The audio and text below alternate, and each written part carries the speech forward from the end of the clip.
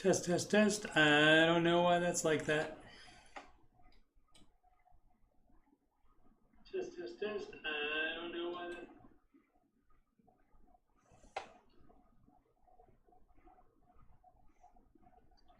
Oh well, I'll just go ahead and do the stream anyway.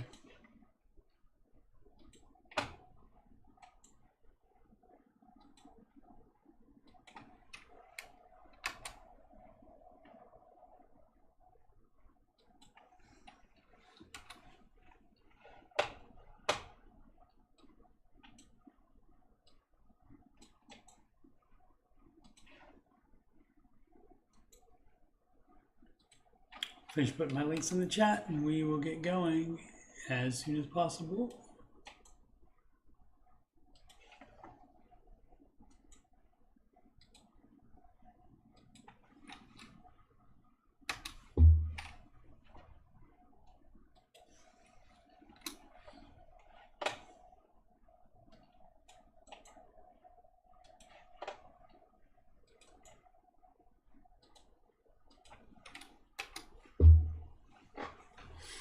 Alrighty.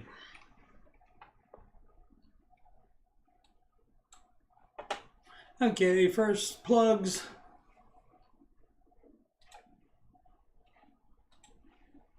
I'm Coach Steve Money. My YouTube channel is, of course, youtube.com/coachstevemoney. And if you scroll down, you will see more content. Scroll down past the Oak Island stuff. Ramsey Coach, which is this stream. I'm trying the new name, Answering Your Financial Questions, for the name of it. We'll see how that goes, and I'll change the playlist. But this is number 59 of those, so there are 58 other ones, including last night's financial piece. Answering Your Financial Questions, sorry.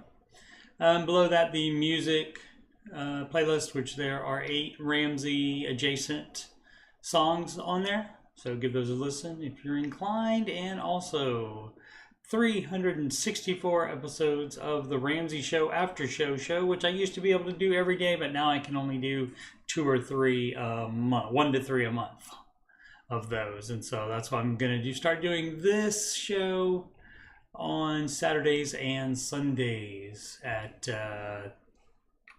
3 p.m. Central Time, 4 p.m. Eastern Time, which is the same time the Ramsey Show video comes on during the week.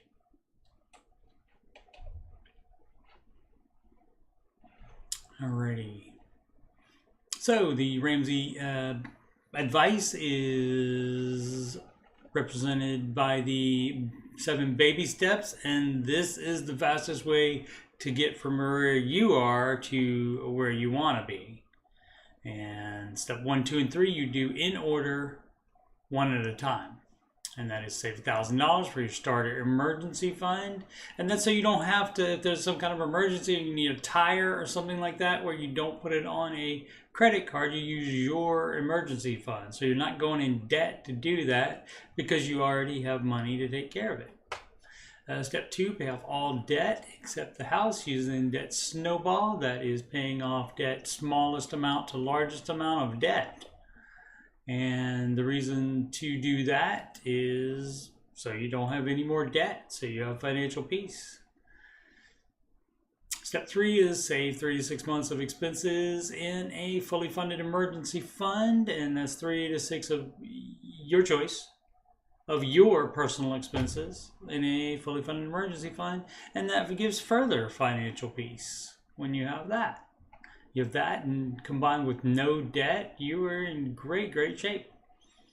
Steps 4, 5, and 6 you do in order all at the same time. The previous snowball amount that you were first putting on your $1,000 starter emergency fund, and then you started putting that snowball amount into your debt, paying it off, and then you pay yourself. You pay that emergency fund. And so you get to keep all that money. How about that? That's much better than step 2, where it goes to someone else. And then you would put that money into steps 4, 5, and 6. So first part of that is investing 15% of your household gross income into retirement. And if you are already investing when you're steps 1, 2, and 3, you temporarily pause to make your snowball amount bigger for that, and then you pick it up when you get back to step 4.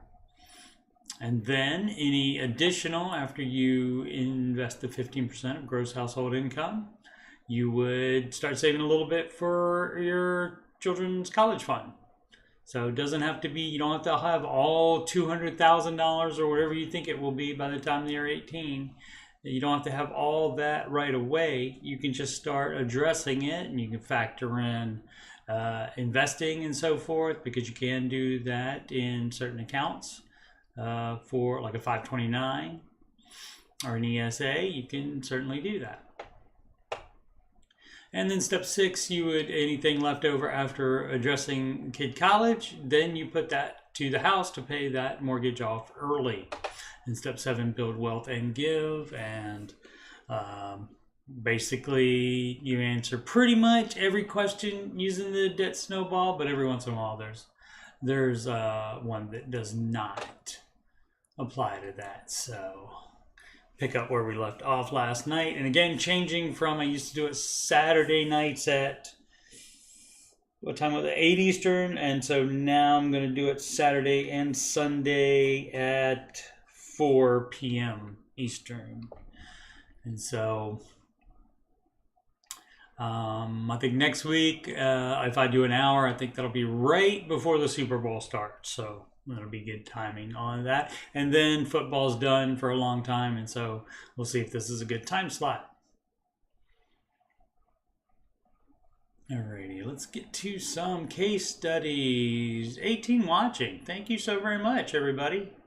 Much appreciated. You say, don't be shy. Say hi in the chat. I'd love to hear from you. Only 15K left. Forever second to, where am is reddit.com/r/Dave Ramsey. It's the Dave Ramsey subreddit. This is not run by Ramsey Solutions. It's run by fans. If you want a group that is run by Ramsey Solutions, that would be on Facebook, and that would be the Ramsey Baby Steps community. All right, so question 1 is from Forever Second 2. Only 15K left. Excellent. That is definitely better than 16K in debt. I'm assuming that's debt. Yes, finally looked into all our debt this past month. I had been avoiding it because I was scared it was going to be super high. All totaled, it's only $15,000. Oh, okay. I'm so happy it's a manageable amount for us. Hopefully we can pay it off soon. Well, you make that happen. That does happen where people just stop looking at it because they know how high it is, and so they never add it up, so they have no idea until one day they're forced to, and they're like, oh my goodness, how did this happen? Yeah, it's happened. It happens. But yeah, but it's great if you look at it and it's not as much as you thought it was. That's definitely great. So you just have to, how you do that is you stop doing what you did to rack up that 15,000, and you work more, you spend less, you sell anything you have that you aren't using regularly, and you get that debt bye-bye. Alrighty. Popular bit 1226. Toughing it out at a warehouse job. I need to pay rent and pay for the car to get repaired before I can go back to Ubering and Lyft driving. I told myself I'm just going to try to tough this job out until I fix the car. All right. The environment is freezing cold. You see your breath. Yeah, I've worked in places like that. Floor is a slip hazard. You stand in one place scooping food for 10 hours. Oh my goodness. I'm dreading it, but I signed myself up for 5 shifts already. I tried it before and it only lasted a day. How can I tough this out? You just have to think about the money you're getting for it. And then when you go home, you can look for a better job for yourself.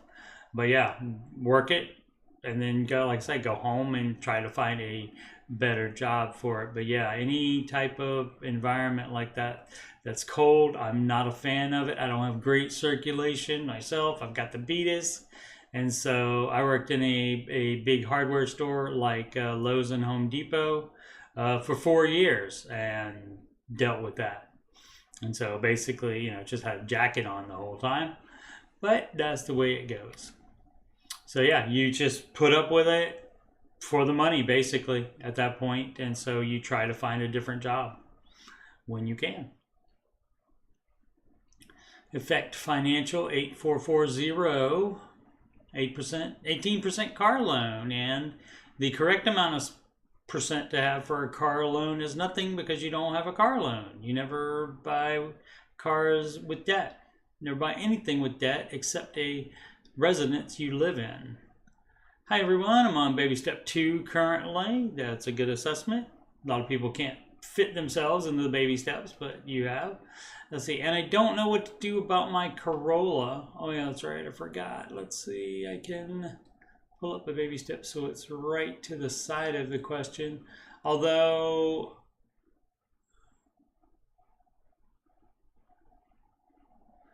my screen is messed up today and I don't know why. I was messing around with the settings last night trying to do shorts, and so it ended up like that. I changed the settings so it would be 1920 by 1080 like it normally is, and it looks fine in the streaming software, but it does not look fine there, as you can see.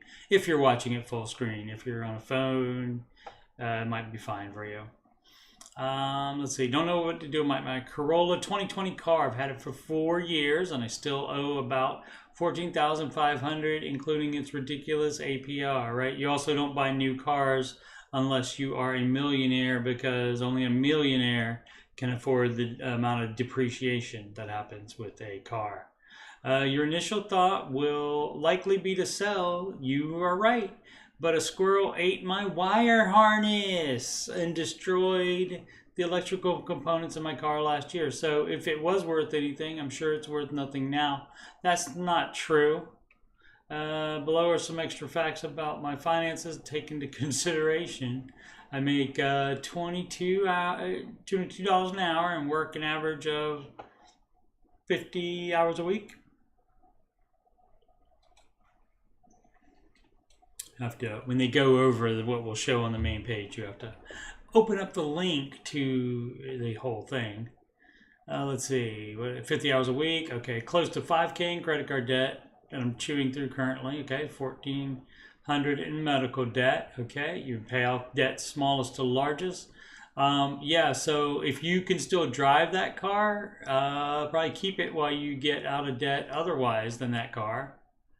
And then you can see how much it's worth in the state it's in, but maybe you keep it and eventually fix it, and then you can keep it for yourself once it's the electric stuff is fixed.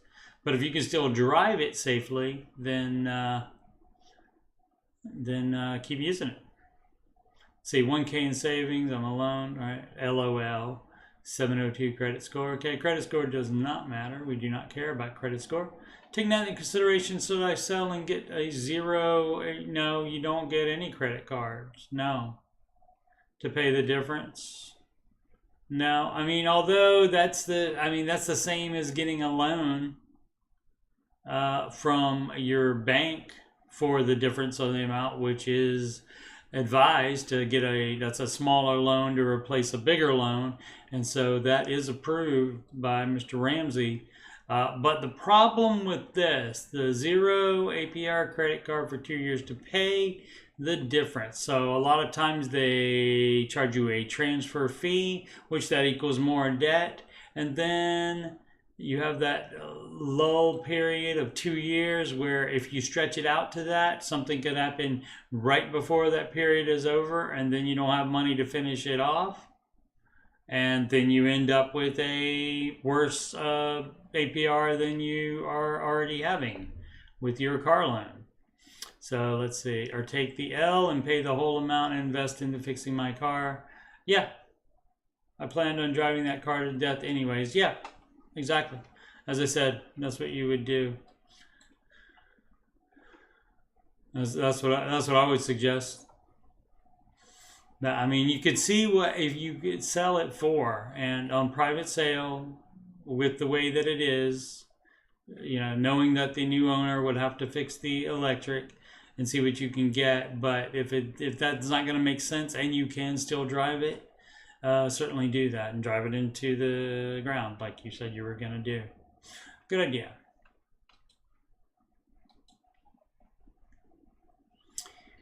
All right. And the next is a question from UT Farm 2012, PHARM, pharmacy. Spouse tips. My spouse is not on board with being debt free. That does happen a lot. She says things like, I want to live now and not later. Yep.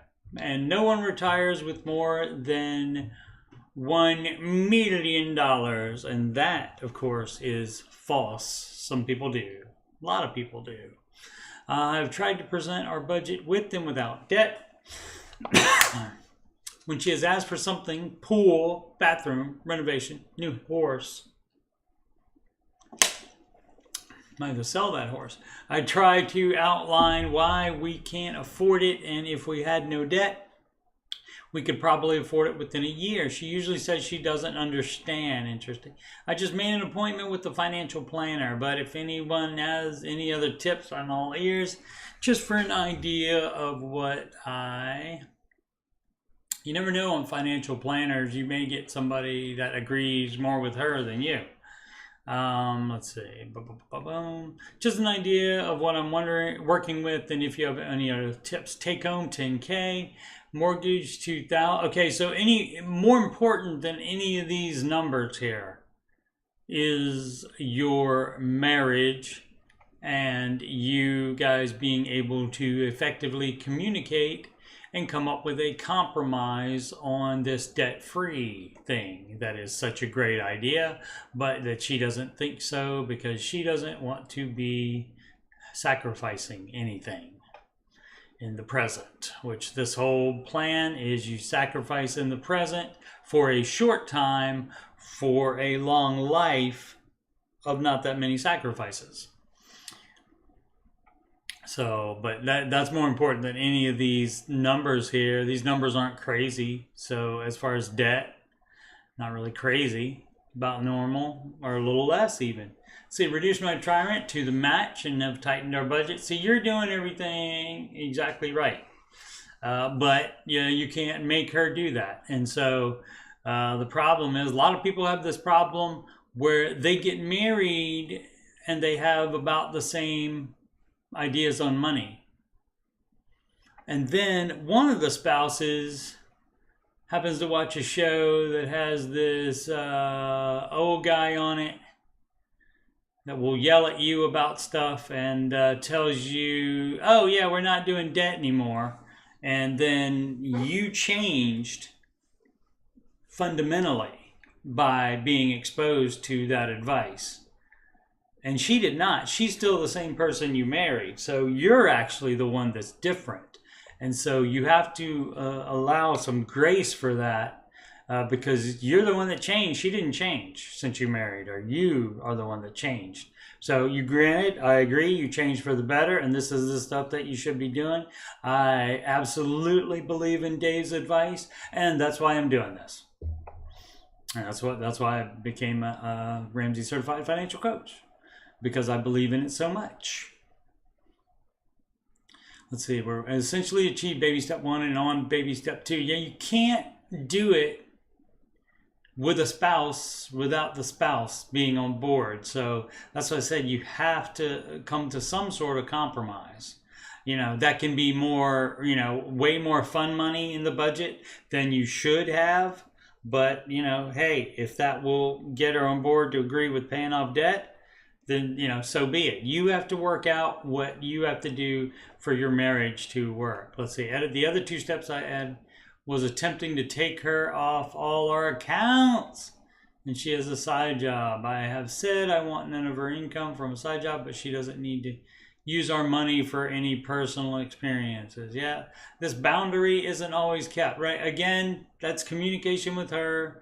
And a compromise instead of you trying to work around her. That is it's just going to lead to problems.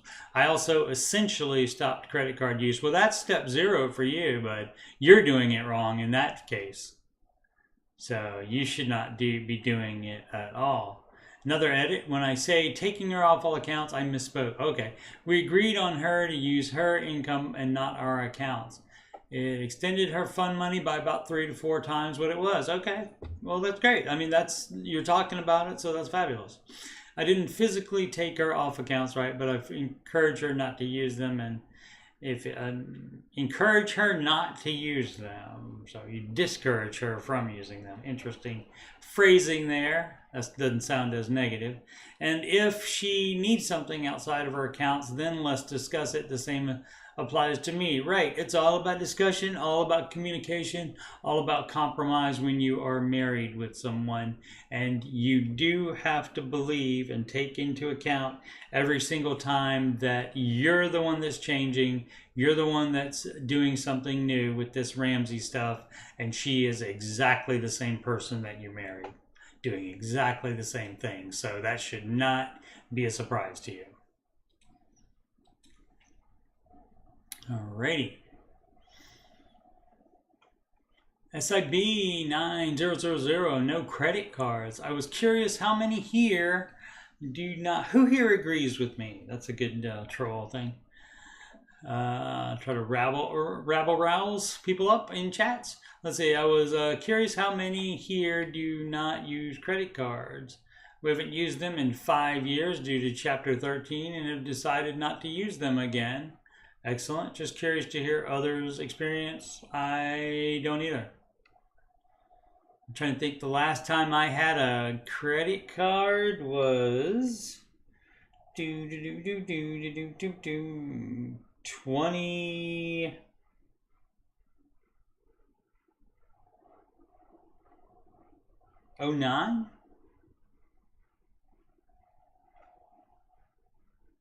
Yeah, I don't think I was using them when my son was born, so that was 19 years ago. So probably come up on 20 years. All right, Ramsey 1995 interview. Somebody else posted that recently as well, before 10 days ago. Somebody else did that as well, or it was maybe a different 1995 interview, but people do keep posting that. Let's see, Effect Financial 8440. Didn't we just read another question by that person? Career advice, if you can relate to my experience. This is going to be a longie. Let's open that in a new tab. Not that long. Let's see. I'm looking to increase my income, and I'm between either changing careers or getting into a higher position within my field. I don't have degrees. I have 6 years of manufacturing experience in all aspects of the field except leadership roles or corporate. I'm currently a quality inspector, and I get paid $22 an hour for just doing check marks on a clipboard and some minor physical work. I mainly work in a lab and it's comfortable, but I'd like to do more with my life. Sure, that does sound like that might get old. And any advice on what positions I could apply for given my experience? I'm currently waiting until I'm a year into the job so I can use their tuition reimbursement. All right. I mean, that's a good reason to put up with just making check marks on a clipboard and minor physical work. That's, if you're getting tuition reimbursement, that may be worth sticking out for a little while. Are there additional certificates you recommend I get on my own? I don't know about that particular manufacturing experience. The manufacturing field, I don't know enough about it to tell you. If I change careers altogether, I'd go into IT, sure. Computers aren't going anywhere. Should I get my CompTI and go from there? I don't know what's a smarter move. You can. Some places don't care about it. Some places just care about the knowledge you have and don't require that. But some places want you to be Microsoft certified, for example, that kind of thing. So you need to do more homework on it, or find somebody that actually is in that field and talk to them about it, especially like maybe an older person. They see if you can take them to coffee or something like that. But see, ask your friends and relatives if they know anybody in IT for that, or also in manufacturing that has been in it longer and knows more about it than you do, and then see if they will hook you up with that person, and see if you can see if they'd be willing to talk to you for a little while. And of course, internet research as well. Miserable Brain 237, what to do with end of year bonus. I will be receiving a bonus next week for around $38K. I currently have very little savings, a couple of $1,000, and the bonus would fully fund a 6-month emergency saving without any extra left over. Okay, I need another vehicle within the next several months. Why? Maybe around need is always a red flag to me, because so many people say need when it's not a need, it's just a want. Let's say maybe around 10K. Why do that? Even if you do in fact need another vehicle, it doesn't have to be $10,000. You can find one cheaper than that. And would like to do some small home repairs. See, this is not the time to be doing that. This is the time to be funding the full 6-month emergency fund. This is what time it is. Unless you have debt, then it's time to do that step as well. If you can see these steps here to the right. No, you can't, because I did not get rid of, whoops.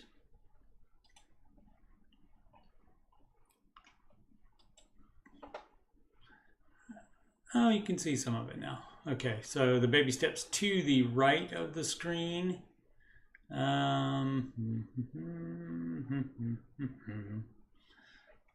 It's right there. And so as you can see, baby step 1, $1,000 emergency fund. Baby step 2, that's when you're paying off all debts. And baby step 3 is $1,000. None of these steps say go into more debt either. So deciding you're not doing more debt is step 0. Forthcoming video on baby step 0. Let's see, and small home repairs, yeah. So, I mean, is that remodeling, or is that things that are actually broken? So again, it's need versus want. Should I use my bonus for some of those things or not touch it and try to cash flow those purchases? Yes, that would be my idea. So assuming you are at a debt, since you're trying to do the full emergency fund, then yes, full emergency fund is the thing you're supposed to be doing, and you're supposed to be intense during steps 1, 2, and 3. So, I mean, it's not enough to just have $1,000 emergency fund. That's why you pay off all debt. It's not enough to have $1,000 emergency fund and not be in debt. You also have to have a 3 to 6 months of living expenses and a fully funded emergency fund. And so once you have that, that's a level of financial peace. And so if you can live under that and then live under your income, you never have any debt anymore, ever. And so that's financial peace. And then baby steps 4, 5, and 6 are to make your future better with retirement investing, saving for kids' college, and paying off that house early, which is definitely an advantage, having a paid off house in retirement, and also for the rest of your life. Let's see, fortunately I'm debt free, okay. Let's see, just started budgeting a couple months ago, which has transformed my finances. Excellent. Shout out to YNAB, you need a budget, right? A lot of people like that one. Fortunately, debt-free, great. 125K, wife just started a job, making around $2,500 a month. I think I'm leaning towards trying to cash flow the purchases, yes, and decide if they need to be done before you finish the full emergency fund. So if that bonus, when is that coming? Next week. Okay, so yeah, do that. Finish your full emergency fund, and then you can save up. You can do a sinking fund for those home repairs and for that car. and then you decide which one is actually a need and which one is a want, and you put the wants at the end. Needs first, the wants later. I think I'm leaning toward, let's see, since I've never had any savings, yep. But it would also be nice to take care of a few things I've been holding off on. Any recommendations? Yeah, what I just said, you hold off on it longer. Again, unless if you've got broken pipes and the water doesn't work, that's a need. If you don't like the look of your bathroom anymore and you want to have it a different color and add, whatever, any kind of thing you would do for a remodel. I can't even think of what you would do for a remodel. Now, new cabinets and stuff like that, that is not a need, and that is a want. And so the big thing about this is that you do not go back into debt, and you do not confuse wants with needs. All right, let's see if this will go back to, yeah, there we go. End of year bonus. Okay. This is from Salaw 3, Salaw 3. How does one actually sell a car out on loan? Oh, I saw this one. Sometimes the questions skip. I did this one last night, actually.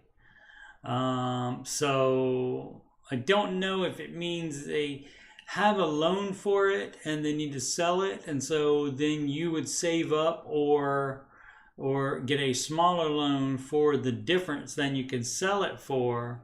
But if you've loaned it to a person, a friend or family member, or not even that, which is a bad idea, you have to get that back so you can sell it. So that's the short answer on that. Let's see. Anybody using the Cube app for digital envelope budgeting? All right. No, but that's interesting. Some banks let you use buckets, like for sinking funds and such. Some banks have that built in. So that's probably just another thing like that. Let's see, just started using it this year for the first time ever. I feel total control of the budget. Okay, great. Have different virtual accounts for each spending bill. Okay, some people have it better with like where they act like it's a totally separate account even for each thing. But it sounds like basically the same thing. You're just splitting it up. But if that helps you stick to it better, then by all means, do anything you have to do to make it easier for you. Absolutely. Other apps I've used allow you to set up pseudo envelope systems, right, where you label purchases, right? And they will try to be aligned with different categories, right? It doesn't always work exactly like you want it to. That's why I use spreadsheets, because that always does exactly what I want it to. But I think this works better because before I make a purchase, I tell it what envelope virtual account to come out of.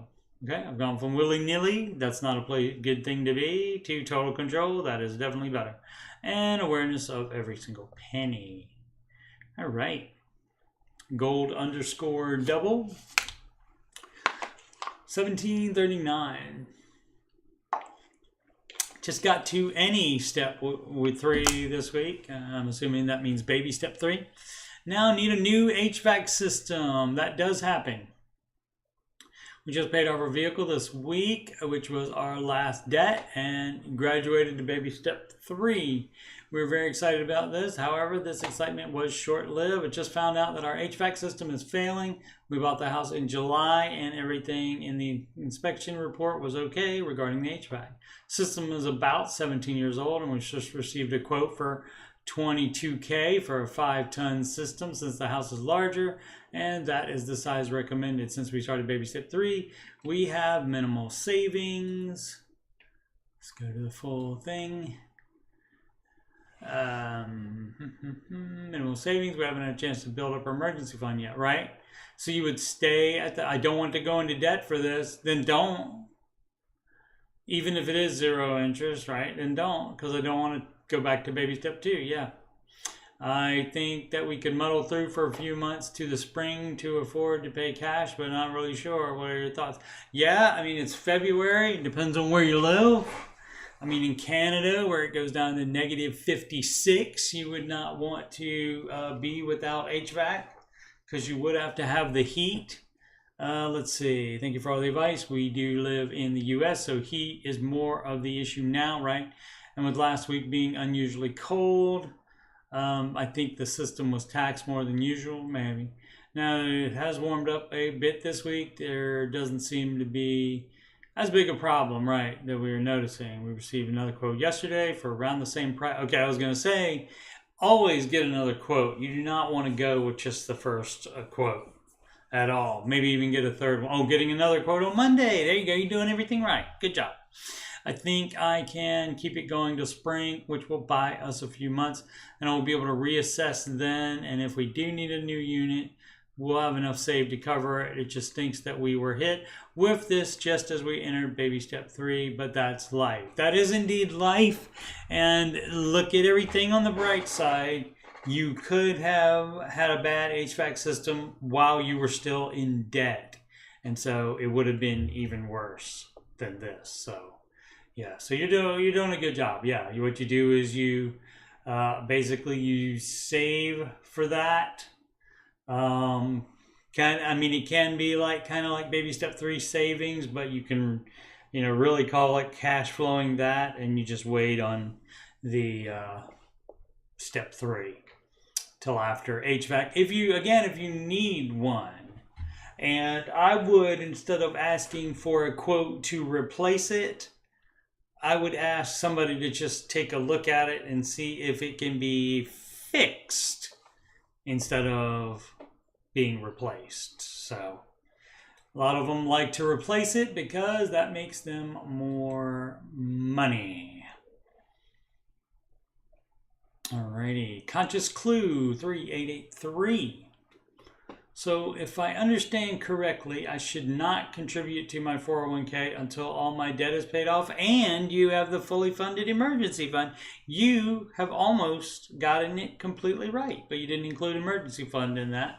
So yes, 43, total debt of 90,000, 88,000 is student loan. Yep, avoided paying them back for years. Nice job. Being sarcastic, but have taken responsibility now. That's great. I currently have an emergency fund of $2,100, so next step would be the debt snowball. Well, you would take that $2,100 down to $1,000 if you're going to follow Dave's advice. Let's see, I have been contributing 5%, and the company matches half of that, but changed it to 0 recently. Yep, last year my 401k had a return rate of 20%. That's decent. That's S&P. That's about what the S&P made. So, that's not difficult to do. I made much more than that with my managed funds. After bills, minimum debt payments, and spending, I have $2,200 to throw at debt with no contributions being made, and $1,630 with 5% being made to. Yeah, you don't do that. You stop. If you are on baby step 0, that would be a good thing to add to baby step 0. Stop all retirement contributions while you're doing baby steps 1, 2, and 3. That's cool. I don't remember if I've seen that being in there before, so I'm going to add that in there from now on. So yes, but that is the advice. Some people won't do that, and since it's their life and their money, they get to choose. But that is not the Ramsey advice. That's not the proven advice. Millions of documented success stories following his advice. Lanky_beyond_654. What would Dave say is a reasonable amount for rent in a place like LA? He would say a reasonable amount for rent in a place like LA is below what it actually is. And so I don't know about Dave. I won't speak for him, but I would speak for myself when I say move to America instead of staying in Taxifornia. Hi guys. Like an influencer. Hi guys. Looking to move closer to work soon and trying to figure out what makes sense. I know Dave recommends 0.25 of your monthly take home for rent. That's right. But I live in LA. Well, guess what? Dave doesn't say 0.25 for your monthly take home unless you live in, the coast or any other high cost of living area. There's no but involved in that. That is 0.25. If you choose to live in a high cost of living area, you must have a high cost of living income. And apparently you don't then, and that means you can't afford it there. So move to America, again, is my suggestion. 25% would equal to, granted, you have other pockets of the country, even not on the coast, that are high cost of living areas, but the coasts are specifically bad. Again, not every area on the coast, but your bigger cities, most of the coastal cities are high cost of living. But, actually, places like Denver, that kind of thing, are also way up there. Let's see, 25% would equal to $1,300, and that means you do not make enough. Not exactly many places offer an apartment or studio for less than $1,617. Feedback, move. Update, I should have hashtag mentioned. My portion of my rent will in fact be around $1,000 to $1,300. Was more of a hypothetical in relation to geography. No, well, for geography, you get out your map and you go away from any of the, where you see on the two sides of America, you see the water right there. You go that way.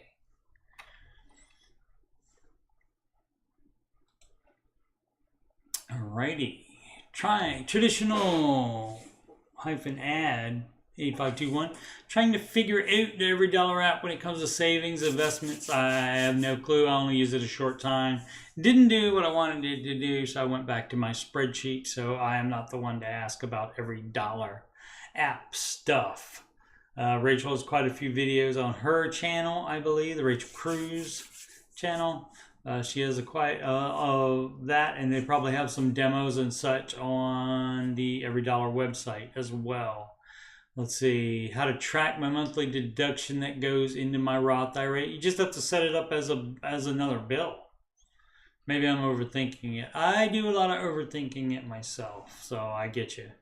But if my goal is $583 a month into my Roth, so 583 is 1/12, so I know what he's doing there, or she. 583 is 1/12 of the previous limit, but I think that since the limit's been raised at least once on January 1st of this year, but maybe twice since then. And it's even more if you are 50 or over, like some of us. But that's what that is talking about. But how you do that, I don't know. You set it up. You can set it up like a bill. It would be a line item. It would just say Roth IRA, but it's not gonna. I don't know that it also tracks it wouldn't track the growth in that. Because that's got nothing to do with your budget, because you're not spending that money. That sits there until you're retired, and then that becomes your income. Let's see. When the money comes out of my account, do I slide it over as an expense to the line item or as income? Yeah, it should be a line item all the time. It can be a line item in advance. You don't have to wait until it comes out of the account. It's sort of both, because it's coming on my checking but getting added to my other account. Right, in the Roth IRA, I don't know that you track those in every dollar. I don't know that it's supposed to be doing that. Haven't used it much, so I'm not sure on that one. PA-C_man celebrating freedom, paying off $60,000 debt and embracing Ramsey. Excellent.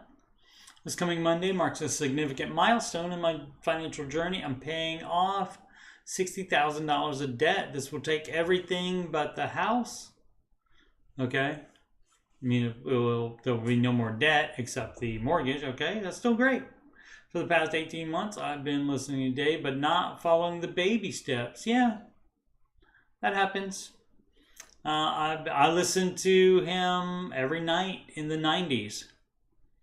when I was driving around between various arcades fixing video games. I listened to him every night.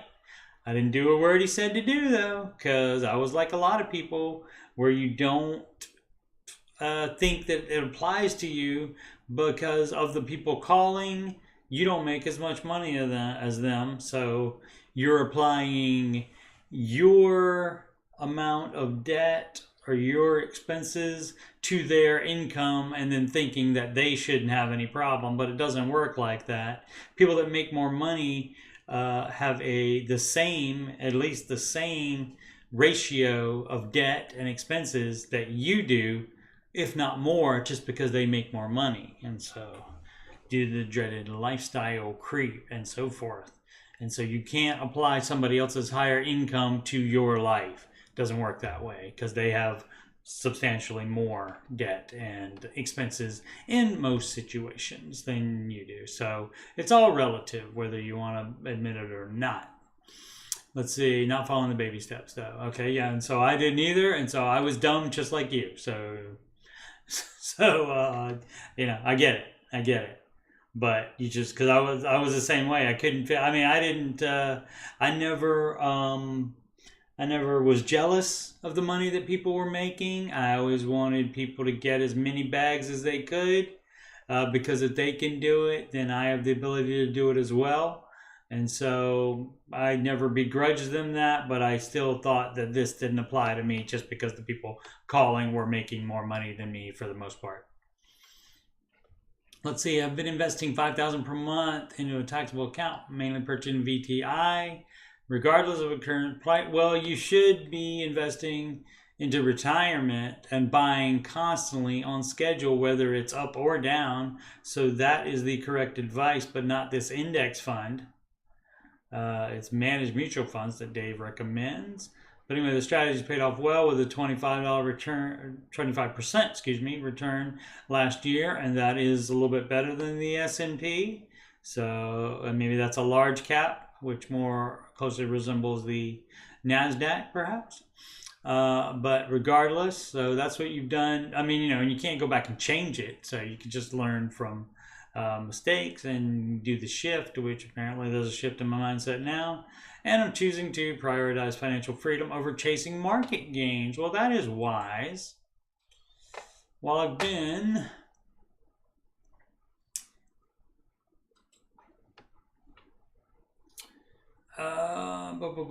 enjoying the thrill of investing, it's fun sometimes.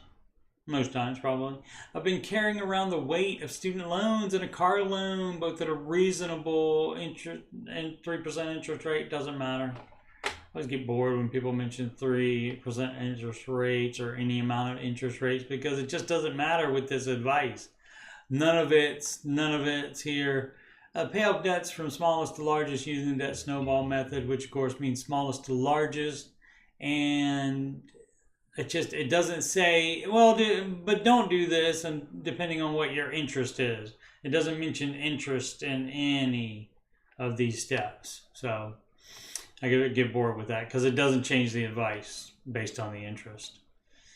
The allure of potential market gains kept me hesitating on paying down these debts, but I've come to realize that the peace of mind and financial freedom that come with being debt-free are invaluable. That is true.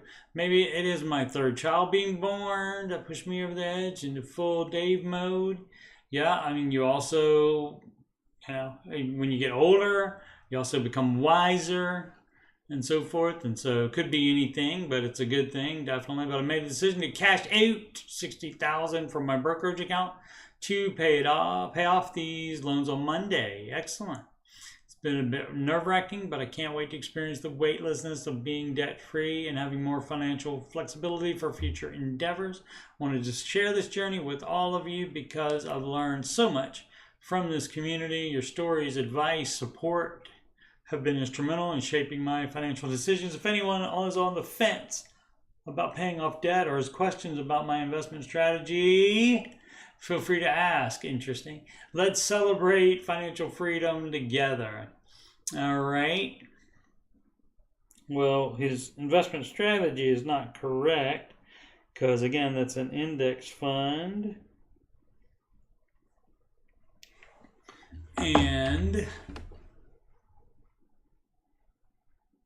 But as far as the rest of it, all good. Yeah, definitely. You would do that if it's definitely if it's single stocks. Dave doesn't like those, so definitely cash those out.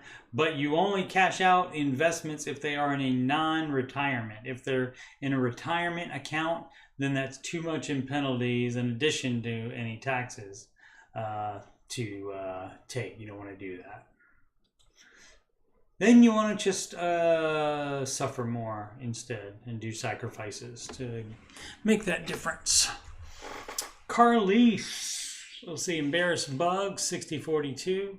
Looking for some feedback. I found out my married daughter, 33, has a 36-month lease on her Tahoe that comes up in a few months. She is way over miles.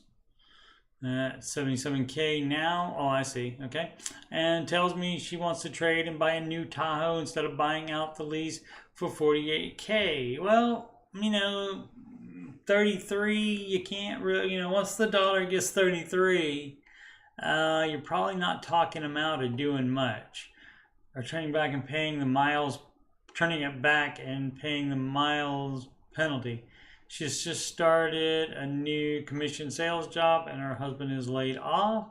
They fortunately have quite a bit in a rainy day fund. I'm so flabbergasted that she would get herself into such a pickle. At the solution she has to come to. So yeah, people are gonna do dumb stuff. It's just normal to do that kind of stuff. It's just normal to want to get a new car, even though it's gonna put her so much in debt. You just try to be a good example, and you try to tell her about the depreciation and all that, and that she could get in the exact same problem next time if she buys or leases a new car again. Meta 317, I feel so good to have a plan. Yeah, that is pretty cool. Instead of doing things haphazardly or what the other person say willy-nilly. Over the last couple of years, we accumulated some debt due to unforeseen circumstances, unexpected car repairs, medical debt, and not sticking to a budget because I always thought, we will be fine, we make more money now. Right. And that's your lifestyle creep type of thinking there. I also got in a bad relationship with credit cards thinking I would pay things off.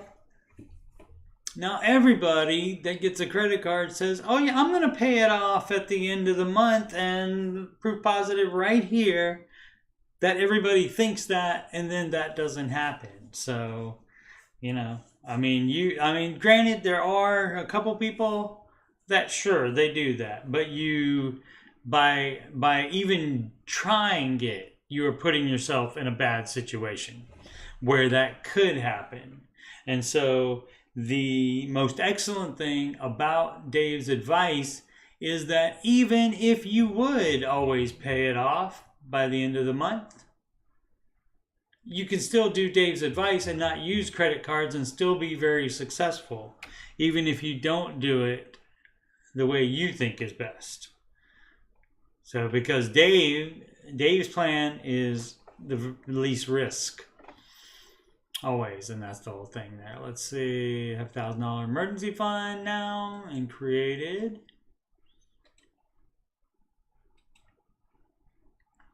A budget.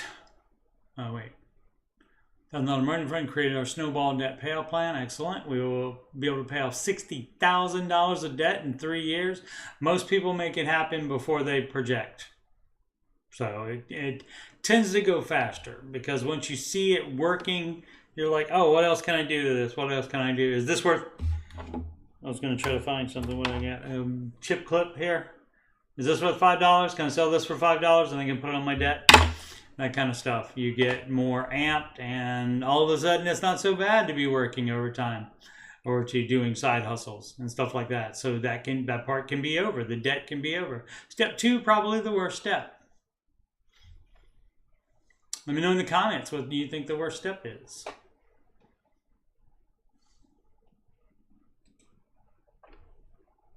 Step 0 would be the like the most fundamental change in you, or is supposed to be. But step 2, especially when it's going to take 2 or 3 years, it took my ex-wife and I 3 years, and so that's probably the worst step.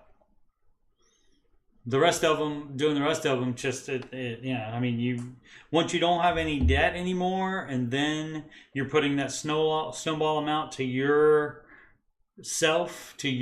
emergency fund, you paying that to you instead of to a credit card company, that feels amazing. So even just doing that part, even not being done with the full emergency fund, is awesome. Let's see, do mindsets, habits change when moving from chunky baby step 2 to baby step 3? What does chunky mean as far as the baby step 2? I wonder. Long story short, we're closing in on being done with $315K of debt. Yeah, that's a little bit of debt there. This is not including $470K mortgage on about a $600,000 house. Take home around $12K a month. Expenses $7K. It's been a journey. Thankfully, had a good amount of assets to throw at the debt, so I've been able to attack it pretty aggressively. Once we get to $0, do we just keep living under a rock until baby step 3 is fully funded? Yes. Yes, like the song goes, and you can find it in my playlist, the Baby Steps song, the original one. There's a newer one called Baby Steppin'. But the original Baby Step song is 3 to 6 months of expenses, you stay gazelle intensive. And so yeah, you keep going until that is done. You don't take the foot off the gas until your emergency fund is done. And then you're ready for emergencies at that point. And then you can chill. Then you can budget a vacation. You can eat out more. That kind of thing. Is it as crucial to get there ASAP? Yes. Pardon my French. So if you can say ASAFP, pardon my French, if you can take the time to type pardon my French, you can also backspace and get rid of the F in there. As baby step 2. I know it won't take that long to get there, but part of me just wants to celebrate a little bit by you celebrate at the end of baby step 3. I mean, if you want to get a cake or something like that when you finish baby step 2, I mean, that's fine, but wait till baby step 3 is done and then have a blowout party. Why not? You're not using the emergency fund for the blowout party. Let's see, so wowzer, twice in one weekend. That's right. I'm a crazy man, ain't I? I'm a crazy man. I just get so much wonderfulness to share with everybody. How's your weekend doing? That's right, it's Sunday, almost over. It's been a journey. Thankfully, I did that. Once we get to, keep it. I know it won't take that long to get there, but part of me just wants to celebrate. Yeah. So, yeah, you can celebrate. I would wait till the end of step 3, and then, you can have a $1,000 party after that. You just have to put it in the budget and save up for it. Either cash flow it or save up for it. And you can do that. But, yeah, I would wait. But, again, if you want to, spend $100 on something, if you finish paying off debt, you don't take it out of your $1,000 emergency fund. Obviously, you don't take out a loan for it or put it on a credit card, but you put it in your budget and you cash flow that $100 eat out. Let's see, progress update. It's been almost a year since I posted my last update. All right, around this time last year, it's always interesting to see how people progress over a long period of time. I was at $99K. I'm assuming that's debt. Now I'm at $61K, so paid off $38,000. Okay, paid off almost 50% of original loan, which was not the $170K I started with. It was $140K. What worked out? Okay, so things worked out. We got more. Alrighty. here's what worked out. I continued to work around 60 to 70 hours per week for most of this year in one way or the other. Yeah, I did. So more of my story. So yeah, didn't listen to Dave in the 90s because I didn't make as much as the other people calling did. And so I didn't do any of his stuff in the 90s. And so then when I finally, I was in a flex position. My wife and I did pay off all our debt a while before we got divorced. But then after the divorce, I was kind of listless. And I didn't prioritize the emergency fund. So, I mean, even me, I've made mistakes, definitely. Even once starting the plan, I've made mistakes. And so, I can't judge anybody. I can just say from experience now, having been further along the plan, is that none of that was a good idea in the 90s or being listless after divorce. But then when I finally woke up and thought, well, yeah, okay, I might be listless about the emergency fund, but I should probably get that done. And instead of playing video games and watching so much stuff here on the TV, movies and TV shows and stuff, I could just get a part-time job and knock this emergency fund out.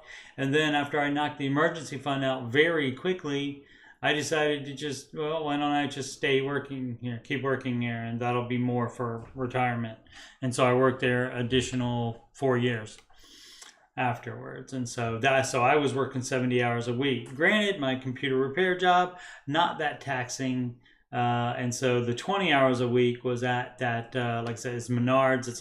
It's a big hardware store like Home Depot or Lowe's. And so that was, and that was drafty. That was very drafty. So that was cold. And so, like I said before, I wore a jacket all the time. But I kept working there.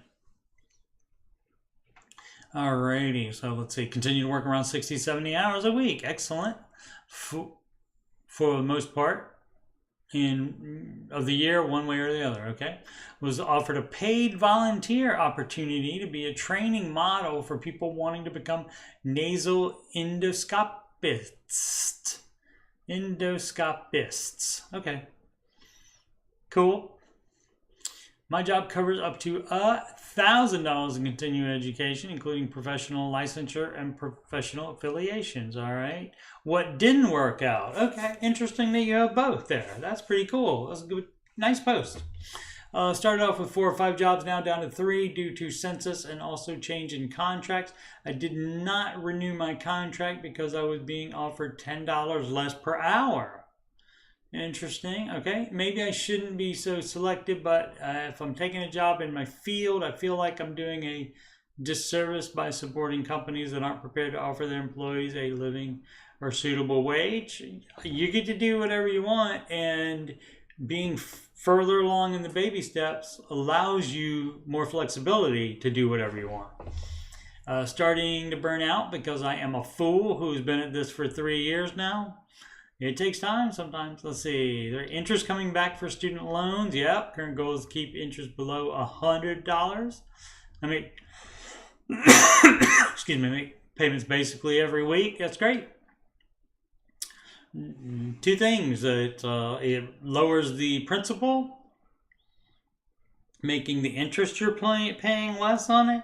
It also means you don't have that money sitting in your checking account and saying, hey, spend me. Where, calls you up in the middle of the night saying, I'm just sitting here in a checking account. Why don't you spend me? And this year, let's see, parents gifted my spouse and I tickets to go on a 2-week family trip to Scotland.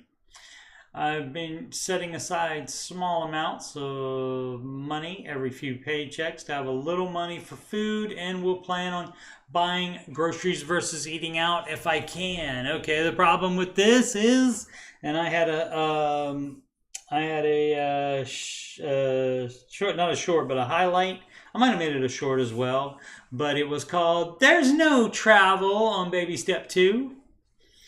So, the money for that trip would have been a better idea, and then you can take the trip when you're on baby step 4, and you can pay for it. So, that's my thoughts on that. And in bittersweet, Sweet then bitter, bitter then sweet. It's not my fault. Bittersweet is written right there. It says bittersweet in parentheses, and it's had 2 professional presentations accepted, but I have to travel.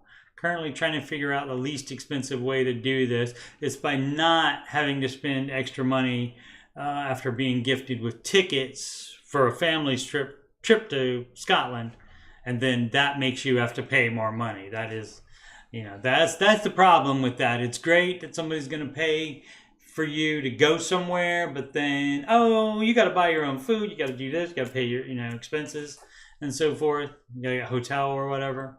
So yeah, there's no travel in baby step 2. Getting paid to do a different professional presentation virtually. Okay. Grandfather's health is declining, and I'm not sure yet if I will need to travel to see him before he totally forgets us. All right. Well, that would be, in baby step 2, something like that is going to be the only approved travel, but you do have to cash flow that. And so even if that means pausing the baby steps, if you have to do that. So no debt is the idea. I'm not sure yet if I'm going to apply for another per diem job. My availability during the week might be a problem for certain jobs since I have the 3 presentations coming up. Trying to focus on finishing those for the moment. My goal for the year is to continue working full days. Yeah, you should. Almost every weekend, with the exception of days we're helping my mother-in-law who just had surgery, and get myself below 30K by the end of the year. That's great. What would be better is if you get yourself completely debt-free by the end of the year. See what else you can cut out. See what else you can live without. So, as far as your expenses, don't go on that trip. See if they can get the money back for the tickets, that kind of thing. So yeah, no travel in baby step 2. Nice to hear a bit of my story. Oh, yeah, it's pretty cool. I mean, especially, that's something I rail at now about where, people always complain about, oh, they make so much money. It doesn't matter. It doesn't matter. You don't have to pay off their more expenses with your money. And so, but I did it. Granted, I was younger, but, I thought, well, this is great. This is very interesting. This is cool that it works like this. But on my low salary, it doesn't work for me. And that is completely incorrect, obviously. Let's see, torn between saving investment and percentage and paying off mortgage early. This is the same old thing all the time, and there's way too much information here. None of the stuff matters about the main thing. So I'm gonna just stay away from all the details because the devil is in the details, as they say. So paying off mortgage early, that reduces your debt and your risk more than investment percentage. So you shouldn't be doing any saving above the 3-month emergency fund if you are on that step. And as far as investment percentage, people look at what you can make in the market as opposed to the mortgage interest rate, and that's all they go off of because there's no risk button on the calculator. And so but the idea is less risk, and that would be paying off your house early as opposed to investing. And then once you're done paying off your house early, guess what? You have a mortgage payment that you can invest more of, and you're no longer limited to doing the 15% that's in baby step 4. In baby step 7, you can do whatever you want to except go back into debt. In baby step 7, you can decide to buy a bigger house, and then you're back into step 3B, and that's the lowest you can go. You never leave step 4. You're investing until you can't afford anymore, until you would need, if you need all of the retirement income to live during retirement, then you wouldn't be investing more. But otherwise, why not invest more if you don't need all of that to live on? Of course, then back to paying off the new house early. So that's the dealio on step 7. You can do whatever you want, except go back into debt.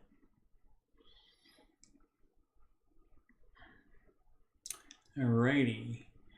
NEPA smash with a nice 4 for the A there. Any insight on my debts? Yeah, you should pay those off. Currently working as a mechanic, excuse me, about 550 to 600 a week. That seems low for a mechanic. I mean, I don't know what they make, but that seems pretty low. I also have a side business of buying and reselling at consignment stores and eBay, probably around 200, 300 bi-weekly. Investing a $250 a week into $PAVE. I don't know what that is. And $25 a week into Roth IRA. Why would you do more into $PAVE? I don't know what that is. Is that a crypto? Let's see, debts and investing. What is it? Well, yeah, and you shouldn't be doing any of that if you have debt. What you do if you have debt, here's my insight on your debt, would be to pay it off before you spend anything else on anything else. But let's see what this $PAVE is. Whoops, PAVE. ETF. So what is it? Global U.S. Infrastructure Development Exchange Traded Fund. All right, so let's do a max on it, and since 2018, that is up 140. Let's see. What we're gonna do now is do the last year to about the same as the S&P. So there's still managed funds that are gonna beat that, but you shouldn't be investing at all in this because of having debt. So you see up here where it says step 2, pay off all debts from smallest to largest using debt's normal method. It doesn't say also go ahead and invest into dumb stuff or even smart stuff. You don't invest at all, even if it's smart stuff. NR Condi, high yield savings account. Hello all, 26 men. And finally got into my head that I'm done having fun with project cars. Really? Money pits. And now I just work 60 hours a week because I want to get the H out of my parents' house and regret not saving anything. Yep. I've also had some health issues the last 4 years. Anyways, I have zero debt besides my cell phone. Excellent. I'm able to save $1,000 every 3 out of 4 weeks of the month. I want to put this in a high yield savings account and see that my Capital One card offers a 4.35%. Yeah, no, you don't need to. I wouldn't be involved with Capital One. You can probably even get a little bit better rate than that. Check bankrate.com. Your local bank you use for checking is not going to be good for a high yield savings account in almost all cases. So yeah, check Bankrate or just do a Google search on best high yield savings accounts. But then it's up to you have to read every little bit of the fine print to see what the problem is. If it's your emergency fund going into it, you have to have debit card or check writing privileges to that. Because emergencies do not wait 1 to 3 days for a transfer is the reason for that. But you're doing it wrong. So you shouldn't be doing that. Just save up the cash to move out. So you don't have any debt. So you could even save a full emergency fund first. I mean, if you're single, 3-month emergency fund is fine, and then save move out money, and then move out. And then later, when you would be continuing with the baby steps after the move, then you can put it in a high yield savings account, your emergency fund. But you don't have any savings over the emergency fund while you are in any of these steps, including because you would be investing And baby step 4, you're investing even after your full emergency fund is done. And if kids or house don't apply yet, then you can skip them, and then you're in baby step 7. How about that? Congratulations. And then you can save whatever you want. But then at that point, it might be time to earmark such savings for a house. Signal potential 790. What's the deal with IUL? Individual universal life, I think. What is the reason that Dave Ramsey does not like IULs or other whole life insurance policies? It might be because they suck. From what I heard, he started investing in one in the 80s or some time around there and quickly canceled, which came with a bunch of fees. No, that's not why. My thoughts with this is that other investments for retirement would do the same thing and add taxes to pay on top of that. Mixing insurance and investment sounds like a complicated thing, though. It's not. It's just stupid because you don't make as much. I know Dave also says these policies come with large commission for the agent, which is also the case. Yeah, they do. But the main reason is that those investments do not make as much as you can make investing yourself. So you can, for the same amount of money, you can get a cheaper term life insurance policy. And then you take the difference between what the cheap term life insurance policy costs. And if you invest that amount, you will make so much more money than the universal life or whole life will give you. And also, when you die, yes, it pays out your the death benefit. They do pay that out.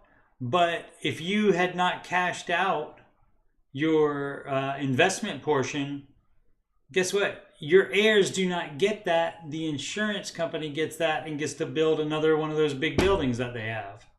So if you invest on your own, you not only will make more money, you can also leave that money to your heirs instead. And so that's why whole life sucks.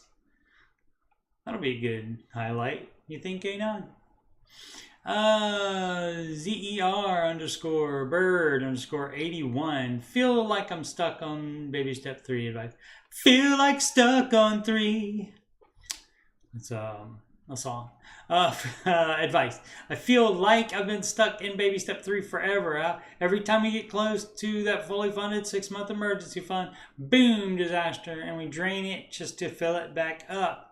Beats where we were exactly 2 years ago. So basically, you're putting it on your self-issued credit card, and then you're paying yourself back for it. So, you know, that's not exactly velocity banking, but that's another thing that involves a stupid whole life policy. So don't do that either. But that's better than being in debt and then adding more debt with emergencies. It's discouraging at times, absolutely. I'm sure it can be. You also got to watch out for stuff on baby step 3 when you just want something and you convince yourself that it's an emergency, but it's not, and you just want it. So sometimes you have to save up. You have to wait till after baby step 3 to replace that item, and you just do without it. So I understand sometimes it's an emergency, but a lot of times it's not, and you're just taking the money out of your emergency fund. Anyway, nitpick my budget and see if there's something I'm missing. I would absolutely love to do that. And granted, you know, we will never have, oh my goodness, it's War and Peace. So many words. Contribute to, yeah, you shouldn't be doing that while you're on baby step 3. That's the first problem. You're doing it wrong.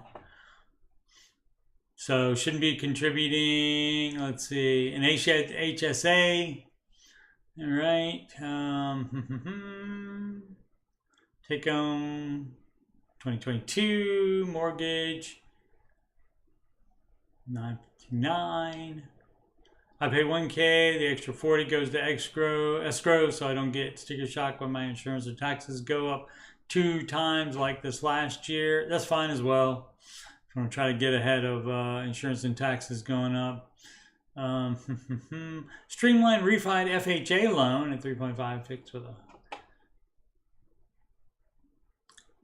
FHA. I think if that is that the one where it's PMI forever. There's one of those that Dave doesn't like. I can't remember it off the top of my head right now. Utilities. Forgot an I there. Utilities, cell phones, water, electric, and trash. About 550.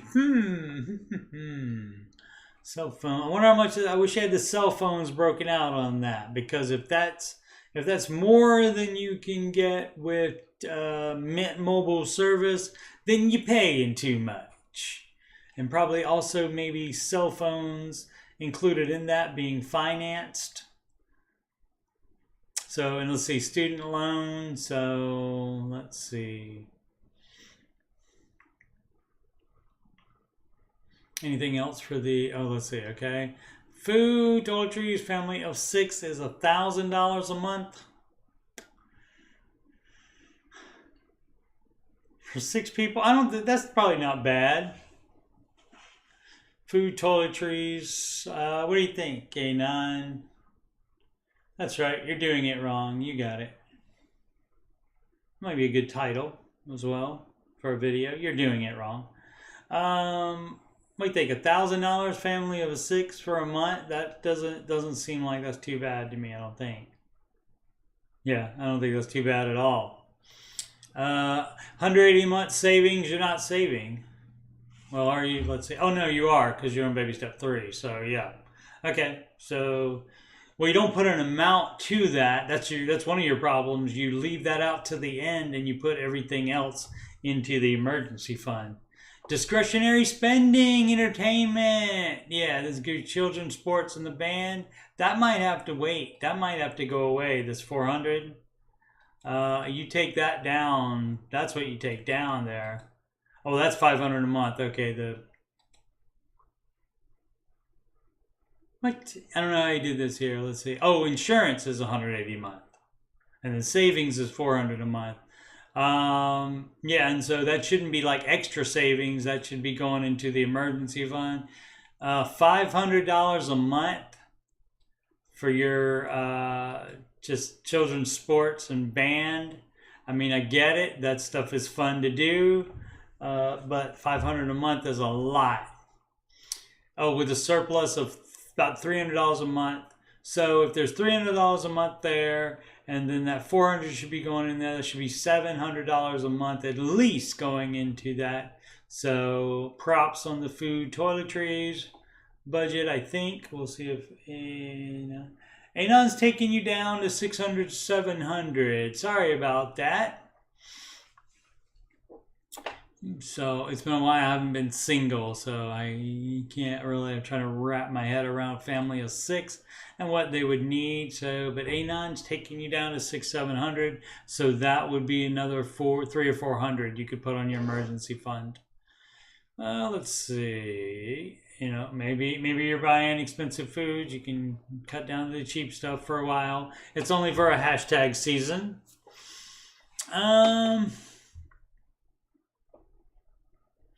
Let's see. Anything else? Usually for a surplus of 300 a month for anything else. No, again, that's not how it works. You plan stuff and you don't have an anything else deal. I mean, you can budget X for fun money, but usually date night for my wife and I will run well over $100, and so again, you're doing it wrong by doing it like that. Or we skip date night and buy something for one of the kids, like shoes or clothing, or maybe something for the house. You know, you don't need shoes and clothing that often. So I know kids can go through them, but you don't need it. Let's see.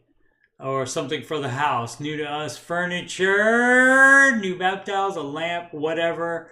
Y'all get it. No, I don't get it. Those are not necessary to have.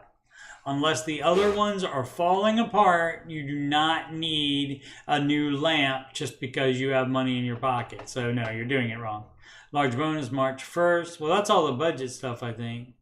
So my plan is to pocket the March bonus to savings to finish that 6 months. Yeah, that's where it should go. Any money should go to that, including some of the dumb places you're spending it now. Retention award is not deferrable to retirement accounts. Okay, that's fine. Was thinking of opening an IRA. Not until you're done with baby step 3. So once you're done with baby step 3, then have those thoughts. Or sitting on the cash till I need to buy another vehicle. That would be okay. So right now you're trying to do everything. How about get done with baby step 3 first, and then you do retirement, and then you think about another vehicle. You don't even need to buy one now, and yet you're already thinking about it, which is no problem as far as the far off future, but cars do not last forever, certainly, but that's not something you need to be thinking about when you have emergency fund to finish, and you have so far been unable to finish because emergencies come up. And so with these suspect expenditures in here, I'm wondering what percentage those were actually emergencies. Did you need an emergency new lamp or new bath towels? Was that an emergency too? So not feeling it. I thought this guy was doing pretty well, but I'm not feeling it anymore for this guy. Mortgage companies calling me nonstop to refi out of this. No, there's probably no reason to do that. Right, the PMI of 1% of the balance, my effective interest rate, right, is in the neighborhood of 4.5. Yeah, and so that's why Dave doesn't like the FHA loan, because that's the life of it. You don't get out of that once you reach a 80%, a 20% equity. So 80% loan to value ratio.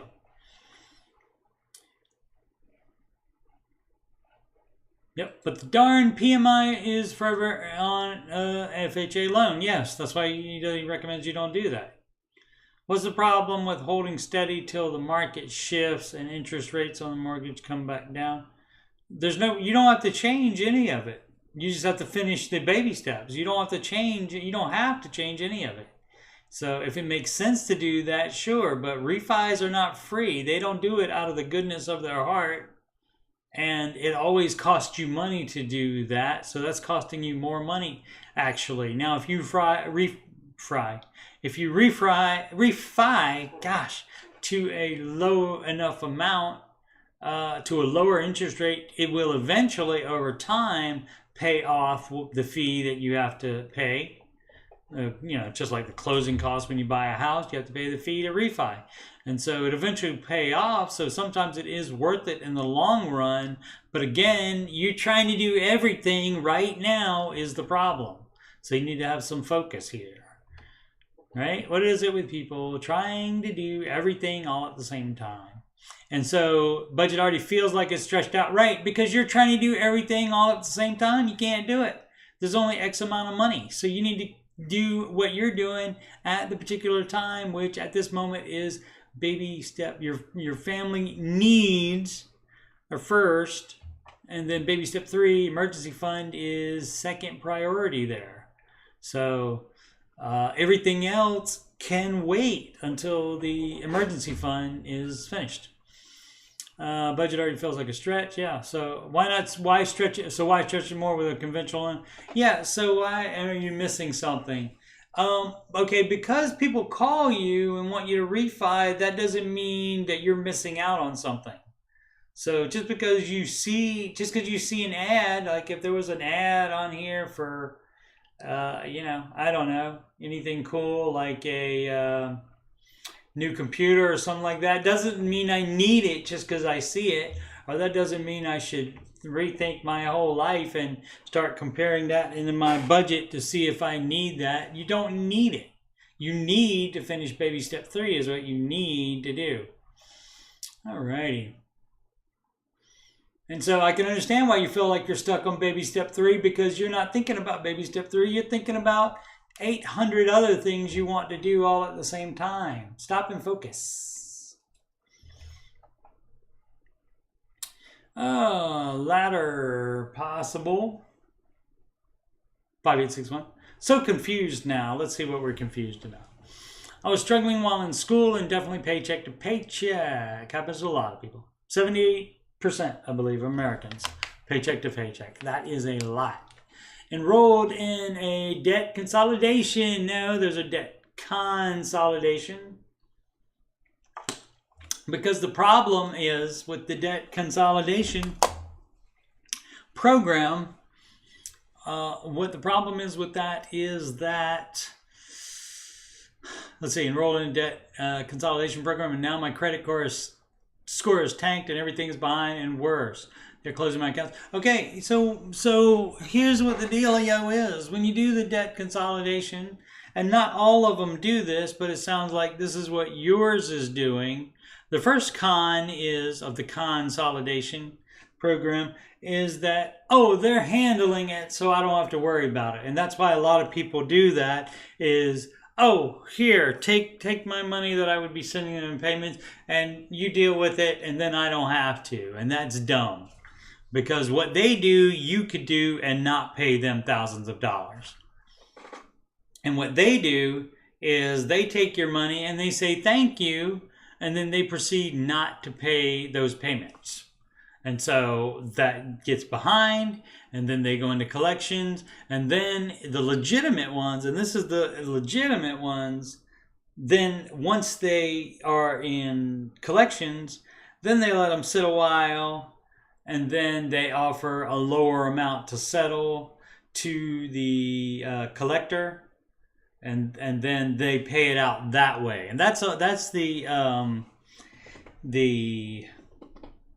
legit ones. So you could do that yourself. It's very easy to not pay your bill. You just have to not pay it.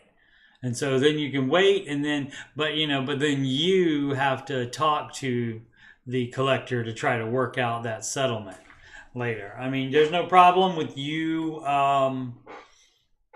ignoring their calls and such for a while, like while you're trying to do pay off current debt, that kind of thing. While you're doing the baby steps, you can ignore it. Just ignore every call.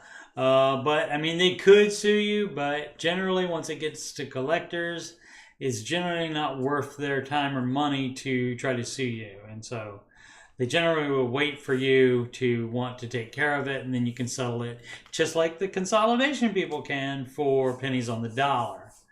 And so that's the whole thing with the consolidation. Is it is a con, and you could do that without paying them thousands of dollars to do it. Let's see, talked to bankruptcy lawyer but didn't follow through. I roughly $15K in debt. Yeah, that's not that much debt. You don't want to file bankruptcy on a small amount like that. But now mostly closed accounts. Should I try Snowball or watch my? Well, you pay off your current debt first. You do the baby steps. Pay off current debt. And then when you're done paying off current debt, then you would you would save up a little bit of money. So if you had $15K in debt and it was all in collections, maybe I'd save up $2K in debt for a collection settlement. And you say, I'll give you $2K to settle this. I need that in writing. And I'm not giving you access to my bank account or debit card to pull it out. I will send you a cashier's check or money order or something like that. You are not having my information. Let's see. So yeah. So that's what you shouldn't wash your hands of it. I mean, it's your debt. You should take care of it, and you are getting the deal of being able to settle it for less than you took it out for. And so, you just have to do it yourself, which people do not want to do. That's why they take the easy, wrong step of doing consolidation. I don't know where to start since everything is so far behind now. Yeah, I mean, if it's in collections, if the account is closed, that means it's been sold to collections, and so that company doesn't even have the debt anymore. So they're out. You don't have to worry about talking to them anymore. So if the account's closed, you don't have to fix it with them anymore. You fix it with the people that bought it, and they will get in touch with you, I assure you. Alrighty. Not a skeleton. We paid off $19,000 in debt so far this year. Feels so great to be making actual progress. Though I don't agree with Dave on everything, I find his videos so motivating. Alright. This is the first time in my life finances hasn't given me anxiety. And I feel that I can be an active participant in our financial decisions. You didn't feel like that before? It also just happens that the two smallest debts had the highest interest rates of all our debts. Okay, bonus. Hey, bonus for you. You get to do the avalanche and the debt snowball, both at the same time. How about that? Next two debts to tackle are my student loans, $27K, and car loan, $30K doesn't matter. People love to say their interest rates like it matters at all. After that, it will just be our mortgage. Okay, I believe I should have. Maybe step 2 flare. Let's see, I believe I should have all non-mortgage debt paid off in the next 2 years. Make it $140,000 income. Let's get it done before that. How about that? So what is that? 27 and 30, that's 57. 57,000, you make 140. All right, 2 years. I can see where that would be what you would calculate, but obviously try to get it done faster than that. Make some sacrifices. Make it happen faster. Not a Reddit girly. All right, well, if you're female and you're on Reddit, you might be a Reddit girly. Let's see, moving up in house percentage income ratio question. All right. Well, the mortgage should never be more than 25%. Ever. And so if you are moving up in house, that means you are selling a house that would have equity on it. You would hopefully have some equity on it, even if you're still paying off that mortgage. And so, you can move up that way, but that and additional down payment may be needed to be in Dave's guidelines for that. Let's see, high all year long, consistent listener. So maybe that means not that consistent, but sometimes listener to Dave. But we've always practiced his principles and have lived a debt-free lifestyle all of our 20s. Well, that is excellent. I wish that for myself, for my younger years. Didn't happen that way though. My husband makes about 150 to 60K, and I own my own small business and generates about 150K per year. But after biz, expenses, taxes, that number looks much different when it's all said and done. Yeah, government do take a bite, don't they? Don't you? And so do business expenses, absolutely. And so you can't look at the generation, you have to look at the profit amount. And so that may not be worth it. The same way you look at childcare and then you see that is not worth it. If it's not considerably more, considerably less than the second parent makes for working, then might want to give thought to not doing childcare and having one of the spouses stay home. Let's see, we've always budgeted my husband's paycheck and then $3,500 a month for my salary of me contributing $42K. Our numbers each year, far less than I actually make, but allows us to use anything beyond.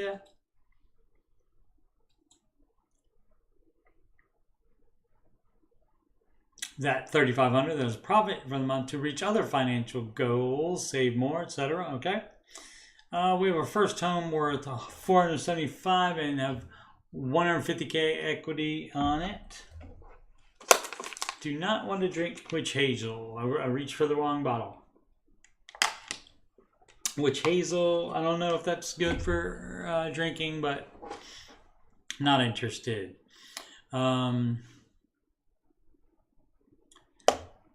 150 equity, which will allow for a 20% down payment. Okay, you may have to have a larger down payment than just 20% in order to get in Dave's guidelines, though. We just put an offer on our house that is $640K in our neighborhood that we plan to be in forever. One never knows about that through our kids' school life. The forever thing is justification. Well, since we'll be in it forever, it's fine. It's not. No such thing as a forever house. If it happens, it can happen, but if it happens, great, but it may not happen. You can't. Always in motion is the future, says my pal Yoda. We will be moving from a 2,300 mortgage to a 3,300 mortgage. All right, we take home 10. So 3,300 times 2.5, so that's 66. And then 15,150, so that's 7. Yeah, so that should still be fine for that. So that's less than the 1050 take home. So that would still be under 25%. So that's fine. After my husband has already invested, okay, great. Yeah, so that's the take home pay. So yeah, that's fine. Technically, this new mortgage will be over the 25% rule. How? If your take home is 1050,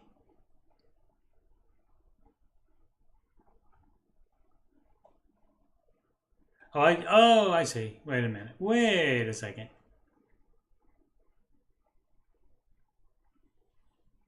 So, because it's 3,300 times 4 is actually, right? No, 1050. Yeah, 1050 divided by 4. Okay, so yeah, that's wrong for this. How is Sid's 2.5? Maybe that's just for yearly. Let's see what that is. Let me get the calculator out. I should be able to do it in my head, but let's get the calculator out. So that is 1050 divided by 4. 26.25. Okay, so it's $600 off then. $675 off.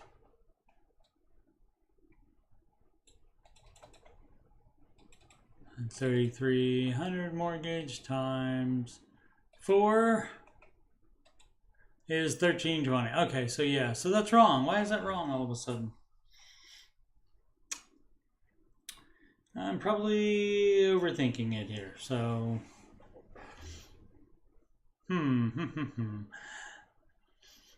So anyway, yeah, so it is technically and actually in every way, this new mortgage will be over the 25% rule. Yeah, but here's our justification, the big but coming. With my income being so variable, technically speaking, it can always be within range if I increase the amount I pay myself monthly, which is usually use my excess income to add more to the high yield savings account, fund future cars, house projects. All right. So, yeah, the problem is you're doing it wrong by not including that stuff. You're not including your extra in your income. Maybe you are here with the 1050. It doesn't sound like you are, though. So you need to see what that take home is with you not taking that out first.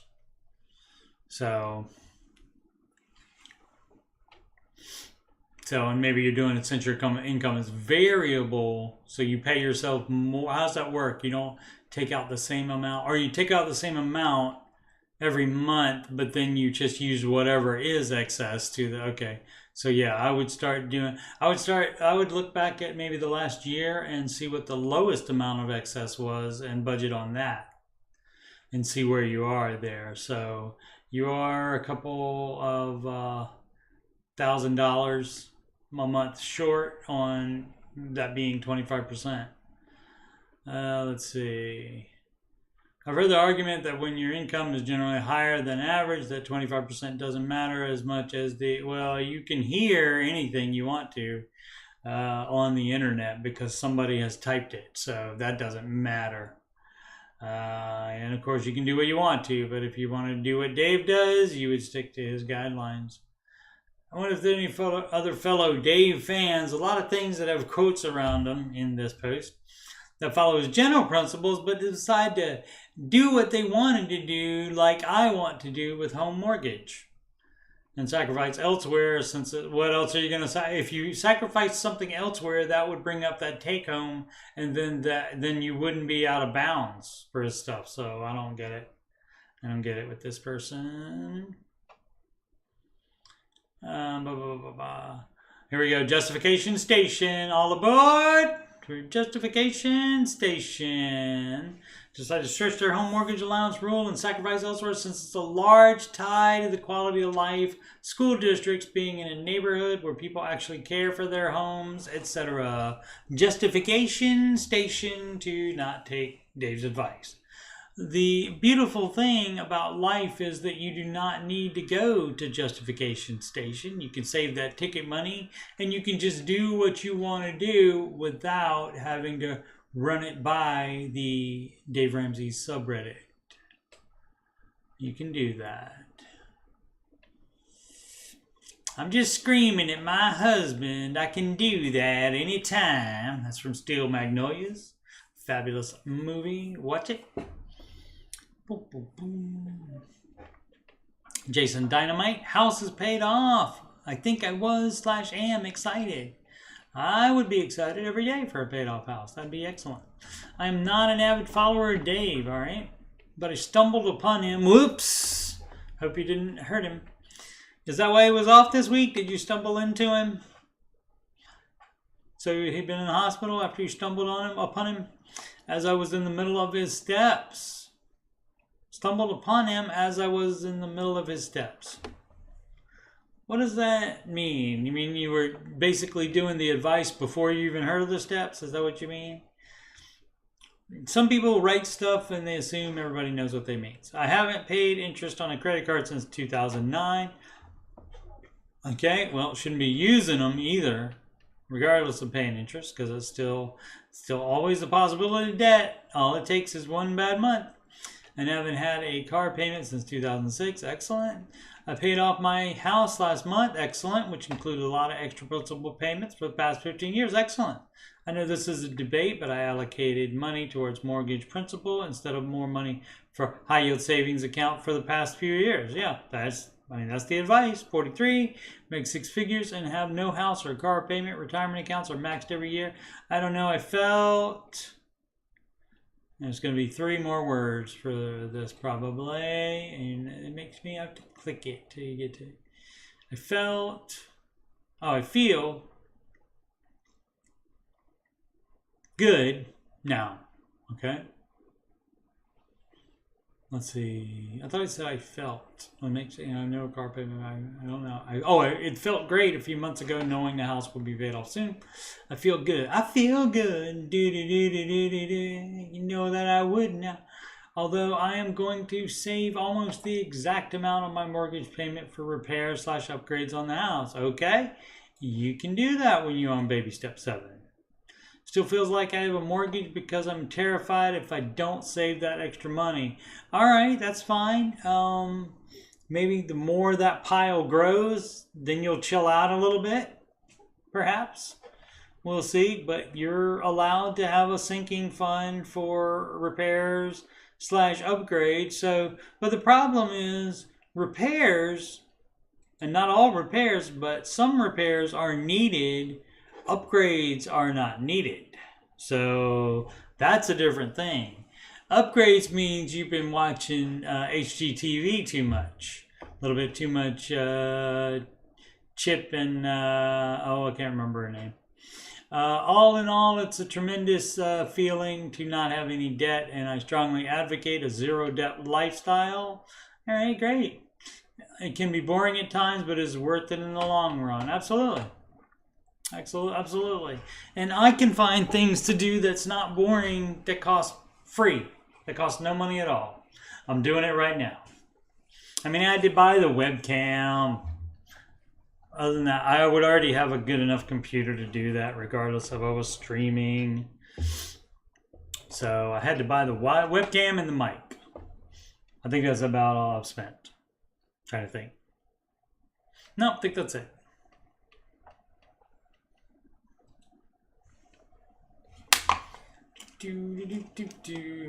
The more justification, the bigger the oopsie mistake. That's right, ain't I? You're right. Let's see. What time did I start? At 3? All right. And so, yeah. So I might go over a little bit. Sometimes, but generally I'll probably keep it around the 2 hours that the weekday Ramsey show video is. And so that would have me going another 8 minutes or so. I did start a little bit late because I was trying to fix the problem with and that will give me, that's a project for tonight, to see why, even though I set it to be full resolution again and then restarted the program, the streaming program, it still is small. How's it look on you're on a phone, right? 8 minutes is good. Oh, Anon trying to be done with me over here. Are you tired of listening to my voice? What's up with that? How's it? Can you see everything? Can you see the webcam? And I mean, it stretches my face and body out, it looks like. But you can see that on the one side, and on the other side you see the users' names and little icons on there. I think those are the oh no, those are communities that you're seeing on the left side. Let's see. Anon is old now. All right. Already sorted. Okay. You sure? I mean, everybody can always use sorting in one way or another. New key 205. Car loan, student loan. Hello all, I've been browsing through here the last few weeks and see some very valuable advice. My wife and I currently have a car loan and student loan each with a balance just under 40K remaining. Car loan is 7.99% and average of student loans is 4.5. I was able to work a lot last year and I've been able to save up, you guessed it, just under 40K. Okay, so that's the mistake here. You don't save up and then pay it to debt. You pay it to debt as you get it because that lowers the principal and that lowers the amount of interest you pay. So a lot of people are under that assumption. And again, you don't do that in retirement saving either. You don't save a lump sum and then invest it. You save as you get it. You save out of every paycheck and then you're making all the little bits until if you start saving here, and it goes up a little bit right there, and you keep saving money, and then you wait until it gets up here, and then you put a big lump sum in, you missed out on all this growth. So don't do that either. No lump sum payments on anything. No lump sum payments, no lump sum investing. Do not do that because you are giving up money that way.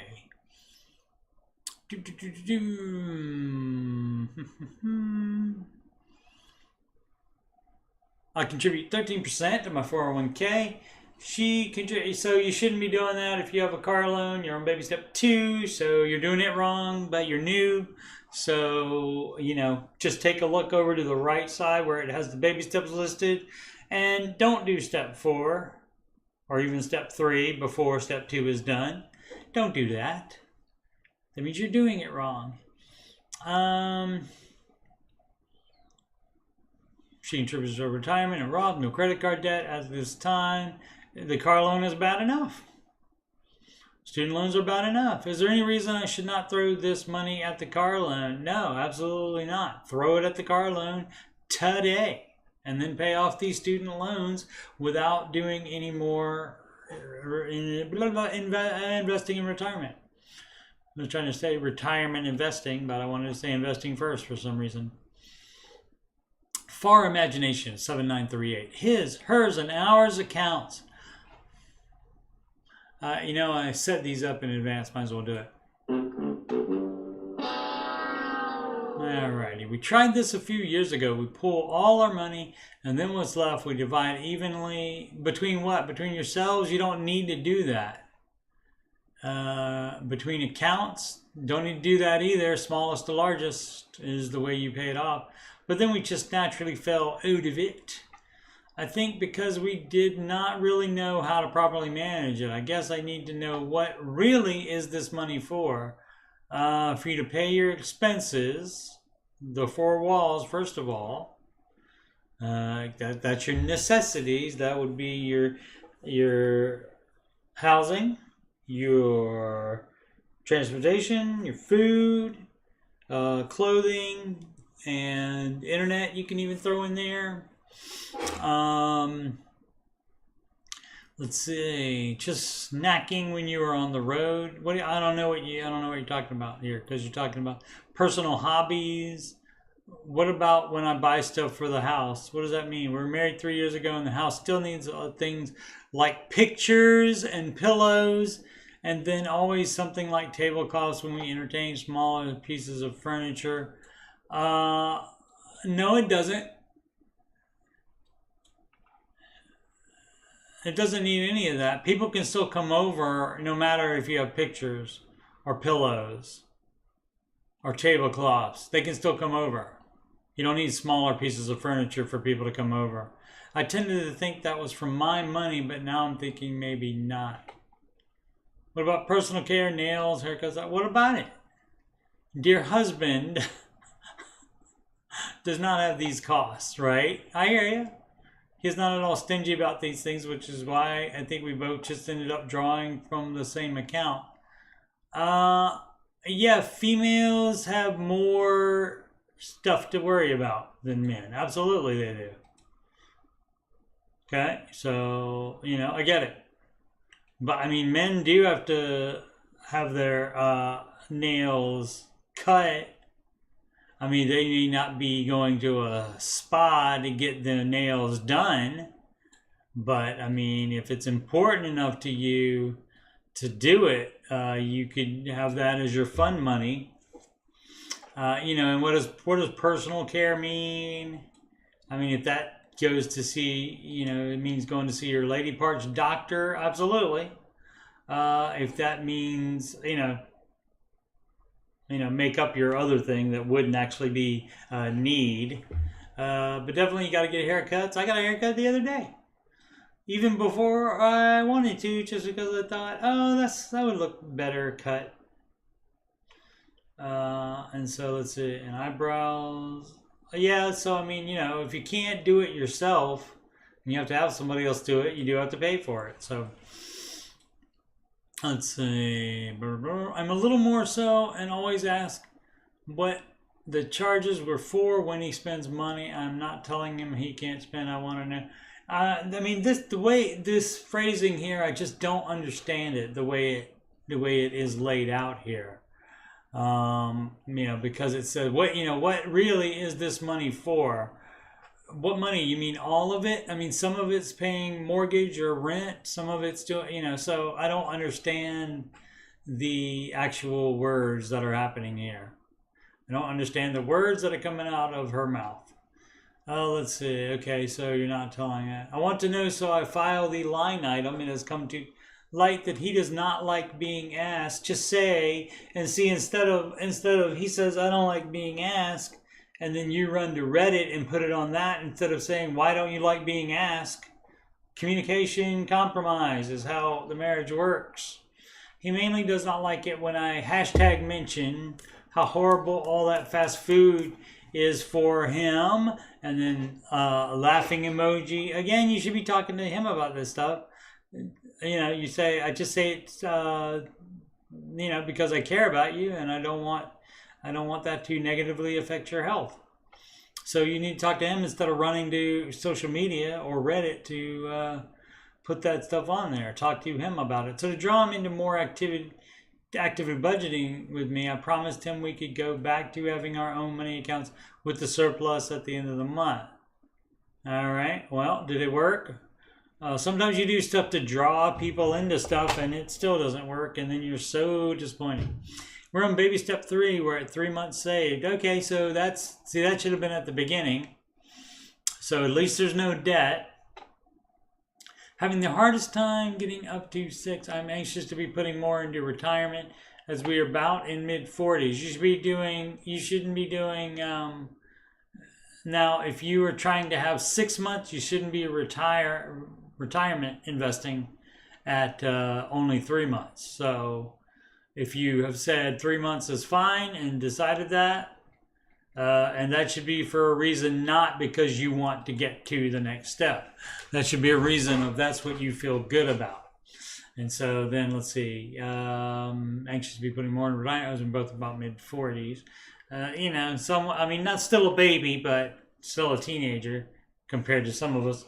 I guess I selfishly feel like, for me, I feel like my spending money account will be more heavily burdened with personal care, nice to haves for the house, and maybe clothes, which I rarely buy, but dear husband never does. Right, okay, so again, that's your choice to buy clothes when you don't need clothes.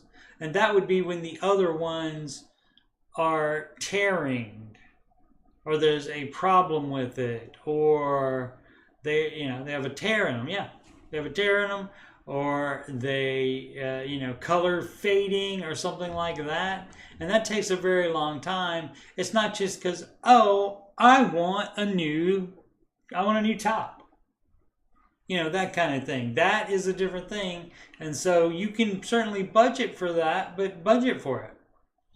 And then he doesn't have those expenses, so you can't be jealous of that. That's the way it goes. Men generally don't act like that and will wear the same underwear for 40 years. So that's just the way it goes. And so you can't blame him for that. You're the one that decides you need that stuff. So, and you're saying nice to haves for the house, and that's coming out of your money instead of his. Guess what? He doesn't want that stuff, probably. He doesn't care if that stuff is there. And just because you are putting it in the house you both live in, only you want it. So you have to come to you have to realize that he doesn't do that. And again, this is when you are not compromising. You're just splitting up the money, and then you're paying for stuff that he needs to own as well. He needs to pay for some of it as well, because it's going into what is also his house. And so it just doesn't work like that. Well, how it should work like is you have the money all together, and then you have your budget meeting, and you say, I want this nice to have for the house. Can we put it in there? Can we cash flow it, et cetera, et cetera? What can we do about that? And then you compromise on that, instead of you just feeling a way about it and not talking to your dear husband about it. People always put the DH there to be dear husband. Sometimes the person is not so dear, for sure. But there we go. Talk me down there. How am I supposed to be thinking about this? You're supposed to be talking to him about it and us. Yeah. Talk to your husband about it. Compromise. Work it out. That's how you do that. That's how you stay married. So, and part of it may be that you don't get to have all the nice to haves that you want. Tough. Sorry, that's, and that's the compromise, you can want something, and then you remember, I just got a nice to have for the house last month, so I will not get this one. So, you can think about that. So, granted, I'm sure perhaps females will empathize with you more than I am. And I understand there's stuff that is nice to have for the house. Absolutely it is. It's absolutely nice to have pillows on the couch. But if you have a couch, people can still come over and sit down. You don't have to have like a whole tea set to serve them in. If you've got water, or I even have bottles of water, so I'm fine on that. I don't have to have a tea set to do that when people come over. And so this is all stuff that you want. And again, you're trying to transfer the expense for that all to him as well, or half of it to him, even though he likely does not care about having any of it. Now, when you get it and he starts using it, then in that case, that would be different. That, you know, and that's still a thing where it would not motivate him enough to want it himself to go buy. But if it's there in the house, why not use it? And so that's a different thing. So yeah, you just have to work that out for yourself. First, work it out in your own head first, and just realize that's life. That's the way it is. When you get married, that's the way you got to do. You got to compromise. You got to communicate and compromise. The 2 C's. How about that? Alrighty. So that was a long time on that. And so I went over the 2 hours. I certainly did. Let's see. Boom, boom, boom. That you're doing it wrong. That anon is an apostrophe RE on the your. Is your version of J's. Woo! Yeah. Pillows are important, cushions. Oh, pillows are important, cushions aren't. All right. Fair enough. See everybody. I don't know, Anon, are you male or female? We'll see. We'll see. I do have some pillows, though. I have some pillows. So I do have things people can lean on or like hold or whatever when they're on my couch. I do have those, so... I mean, I maybe have a couple nice things. All right, so next streams are February 3rd. No, actually, there will be one week from yesterday. That will be February the 10th and February 11th, right before the Super Bowl. And that is 3 p.m. Central, 4 p.m. Eastern time on Saturdays and Sundays now. The answering your financial questions, which is the name of the show for now. I'm going to try it and see what it's like. And it may change again, may change back. We'll see about that. But it's the same lovely content with myself and you guys in the chat and you people that watch it later. Thanks so much to all of you for doing that. Where was I? So next Saturday and Sunday, 3 p.m. Central, 4 p.m. Eastern time is this show. And then on December 11th,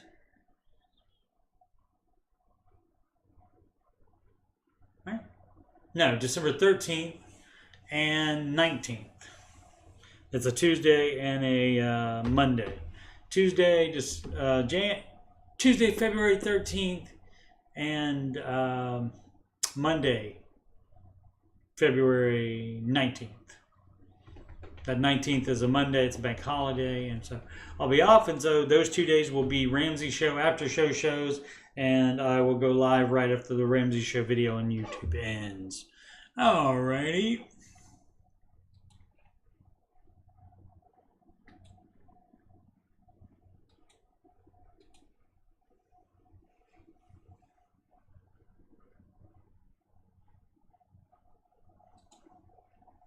Alrighty, so once again, I'm Coach Steve Money, Ramsey Solutions Certified Financial Coach. And if you've got money problems or you just want to make sure you're on the right track, you can schedule a free financial coaching consultation / assessment with me at calendly.com/CoachSteveMoney. There's a video conferencing appointment, so you can do that from anywhere in the whole wide world. You can email me about coaching or anything on my YouTube channel, coachstevemoney@gmail.com. Channel donations can go to paypal.me/CoachSteveMoney. Cash App to $CoachSteveMoney. Walmart gift card to coachstevemoney@gmail.com. You can have me on the gram at Coach Steve Money. Of course, the YouTube channel is youtube.com/Coach Steve Money. Thank you so much for subscribing, liking, and commenting. Make smart financial decisions every day.